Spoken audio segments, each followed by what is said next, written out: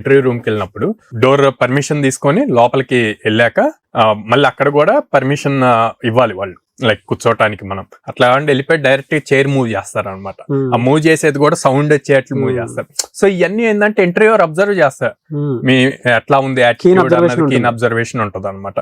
So అట్లా జరగకుండా చూసుకోవాలి first. Second thing, me communication important.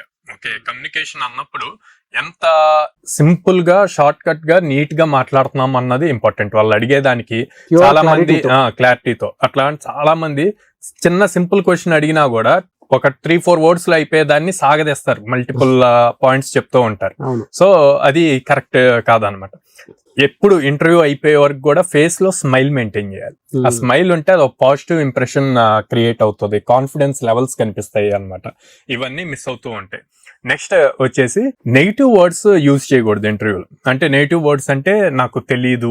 And recent గా మేము ఫేస్ చేసిన ఒక ఎగ్జాంపుల్ చెప్తాను. స్టూడెంట్ ఇంటర్వ్యూ ఇట్లాగే తీసుకుంటున్నాను, టెక్నాలజీ రిలేటెడ్ నేను క్వశ్చన్స్ అడుగుతుంటే, సార్ ఏఐ వచ్చింది కదా, మేము ఏఐ యూజ్ చేసి నేను కోడ్ అంతా జనరేట్ చేస్తాను. ఏఐ యూజ్ చేసి కోడ్ జనరేట్ చేసేటప్పుడు అసలు మీరు అవసరం ఉండదు కదా. కాన్సెప్ట్ తెలిసి ఉండాలి. ఆ కాన్సెప్ట్ ని ఇంకా ఇంప్రూవైజ్ చేయడానికి ఏఐని యూజ్ చేసుకోవాలి, అంతేగాని కంప్లీట్ అసలు కాన్సెప్టే తెలియకుండా ఏఐని యూజ్ చేసి జనరేట్ చేయటం అన్నది రాంగ్. సో ఇట్లాగే నెగిటివ్ వేలో మాట్లాడాలి. ఒకవేళ మీకు తెలియదు అనుకోండి, సరే నేను ఫ్రెషర్ ని, ఐఎమ్ రెడీ టు లర్న్ అని చెప్పండి. అప్పుడు అది ఒక పాజిటివ్ ఇంప్రెషన్ క్రియేట్ అవుతుంది.